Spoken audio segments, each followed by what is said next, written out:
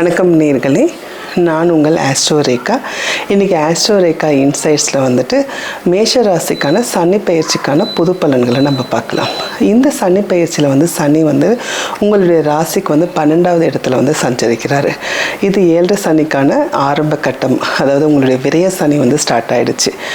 இந்த நேரத்தில் என்னென்னா கோச்சாரத்தில் வந்துட்டு அங்கேயும் கொஞ்சம் ராகுவும் இருக்கார், கூட புதனும் இருக்காங்க, சுக்கிரனும் இருக்காங்க, சூரியனும் இருக்காங்க. ஸோ அதனால் என்னென்னா உங்களுடைய ராசியில் வந்து கொஞ்சம் அதிகப்படியான உங்களுக்கு செலவுகள் வரக்கான பாசிபிள் அதிகமாக இருக்குது. இந்த அட்லீஸ்ட் இந்த ஒரு மாதத்துக்காக இந்த செலவுகளை வந்துட்டு நீங்கள் கொஞ்சம் கருத்தில் கொண்டு அதுக்கேற்ற மாதிரி முன்னெச்சரிக்கையாக நீங்கள் செலவு பண்ணும்போது இதை நீங்கள் அவாய்ட் பண்ணலாம். மோஸ்ட்டாக வந்துட்டு பீப்புள் வந்துட்டு ரொம்ப பயப்படுறது வந்து 7 சனி வந்துடுச்சு, நம்ம லைஃபே போயிடுச்சுன்ற மாதிரி நினைப்பாங்க. அப்படிலாம் ஒன்றும் இல்லை. ஏன்னா எல்லாருடைய லைஃப்லேயும் வந்து எவ்ரி 30 இயர்ஸ் வந்து 7 சனி வரதா செய்யுது. இந்த 7 சனி வந்து மோஸ்ட்டாக வந்துட்டு உங்களுக்கு ஒரு வாழ்க்கையுடைய லெசனை தான் கொடுக்குது. அந்த லெசன் வந்துட்டு ஒரு காட்டமாக அவர் கொடுக்குறாருன்னு வச்சுக்கோங்களேன், அவ்வளோதானே தவிர இதனால் நம்மளுடைய வாழ்க்கையிலுடைய மேன்மைக்கான வந்துட்டு வீழ்ச்சிகள் வந்துட்டு அவர் கொடுக்கறது கிடையாது. He will make you to understand what is life. இதுதான் வந்து சனியுடைய மெயினான ஒரு காரகத்துவத்தில் இந்த காரகத்துவம் நம்ம பார்க்குறோம். இப்போ சனி வந்து 12வது வீட்டில் இருக்கிறதுனால அங்கே ஒரு 12வது வீடு வந்துட்டு நார்மலாகவே வந்து பார்த்திங்கன்னா விரயத்தில் இருக்கும்போது அந்த வீட்டுக்கு அதிபதி என்ன பண்ணுறாருன்னு பார்த்திங்கன்னா உங்களுடைய ராசிக்கு 2வது வீட்டில் இருக்கார். அதனால் குடும்பத்துக்கான செலவுகள் இருக்கும். அதாவது நீங்கள் குடும்பத்துக்கான ஒரு ஏன்னா குருன்றதுனால சுப செலவுகளாக இருக்கும், இல்லை குடும்பத்துக்காக வேண்டி நீங்கள் எதனா பண்ணுற மாதிரி தான் இருக்கும். அது இல்லாமல் இந்த 7 சனி வந்துட்டு உங்களுக்கு பொறுப்புகளை கொஞ்சம் அதிகமாக தான் கொடுக்கும். ஏன்னா 10வது வீட்டுக்கு அதிபதியும் 11வது வீட்டுக்கு அதிபதியும் 12ல் இருக்கிறதுனால உங்களுடைய வேலை பலு அதிகமாகும். அதனால் அது உங்களுடைய வேலை சம்பந்தமான விரயம் வந்து 12ல் இருக்கிற சனி உங்களுக்கு கொடுப்பாரு. ஸோ அதிக ரெஸ்பான்சிபிலிட்டி, அதிக உடல் உழைப்பு இதெல்லாம் நீங்கள் கொடுக்க வேண்டிய காலகட்டமாக தான் இருக்குது. அதே மாதிரி உங்கள் ராசியிலேருந்து வந்து பார்த்திங்கன்னா 6வது வீட்டில் வந்து கேது இருக்கார், அதை வந்து சனி பார்க்குறாரு.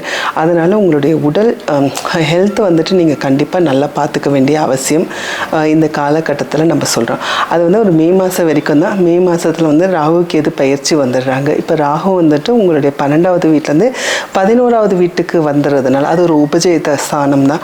அந்த நேரத்தில் குருவும் வந்து பயிற்சி ஆகிட்டு உங்களுடைய 3வது வீட்டை 7 சனி வந்து ஒரு அண்டர் கண்ட்ரோல் வந்துடுச்சுன்னு வச்சுக்கோங்களேன். ஏன்னா 11வது வீட்டில் இருக்கிற ராகு வந்து குரு பார்த்த ராகு ஆகிடுறாரு.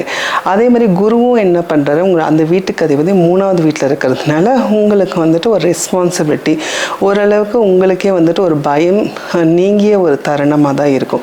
ஸோ இந்த 7 சனியை வந்து கண்டு நீங்கள் ரொம்ப பயப்படுத்த வேண்டிய அவசியம் இல்லை.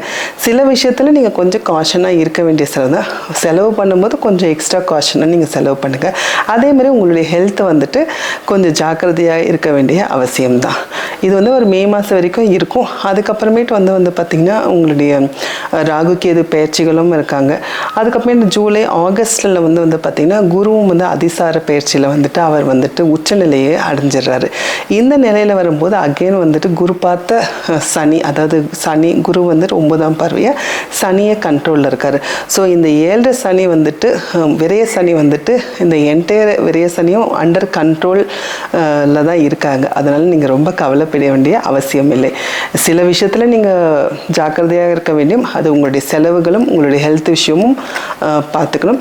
அதே மாதிரி உங்கள் குடும்பத்தோடு நீங்கள் கொஞ்சம் செலவு பண்ணுற மாதிரி டைம் செலவு பண்ணுங்கள். ஏன்னா அங்கேயும் உங்களுக்கு தேவைப்படுது. அதேமாதிரி உங்களுடைய வீட்டில் வந்துட்டு பெரியவர்கள், உங்கள் தந்தை வந்துட்டு நாள்பட்ட நோயில் இருந்துச்சுன்னா அவருக்கு வந்துட்டு கொஞ்சம் take care of your father side also நீங்கள் பண்ணணும்.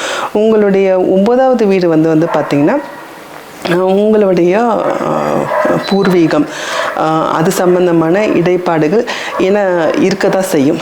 அதையும் நீங்கள் மேலும் கருத்தில் கொண்டு அதிலையும் நீங்கள் உங்களுடைய ஃபோக்கஸ் கொஞ்சம் பாருங்கள். அதே மாதிரி வந்துட்டு 3வது வீட்டை வந்துட்டு சனி வந்து 3வது வீட்டை பார்த்துட்டு பார்வையாக 2வது வீட்டை பார்க்குறாரு. அதனால் குடும்பத்தோட சில சண்டைகள் இல்லை தனம் சம்பந்தமான பிரச்சனைகள் கொஞ்சம் இருக்க தான் செய்யும். அதையும் நீங்கள் மேலும் கருத்தில் கொண்டு இருக்கலாம். இது எல்லாமே வந்துட்டு ஒரு கோச்சார பலன் தான். பட் இது எல்லாத்தையும் உங்களுக்கு வந்துட்டு குரு வந்து கொஞ்சம் ரொம்ப சப்போர்ட்டிங் இதில் இருக்கிறதுனால இதை பற்றி நீங்கள் மேலும் கவலைப்பட தேவையில்லை. நன்றி வணக்கம். பொதுப்படையான பலன்களே. இந்த பலன்கள் உங்களுடைய தசா புக்தி நன்றாக இருப்பின் இதை பற்றி நீங்கள் அச்சம் கொள்ள தேவையில்லை. மேலும் என்னுடன் இணைந்திட ப்ளீஸ் சப்ஸ்கிரைப் அண்ட் ஷேர் பார்க்கலாம். நன்றி வணக்கம்.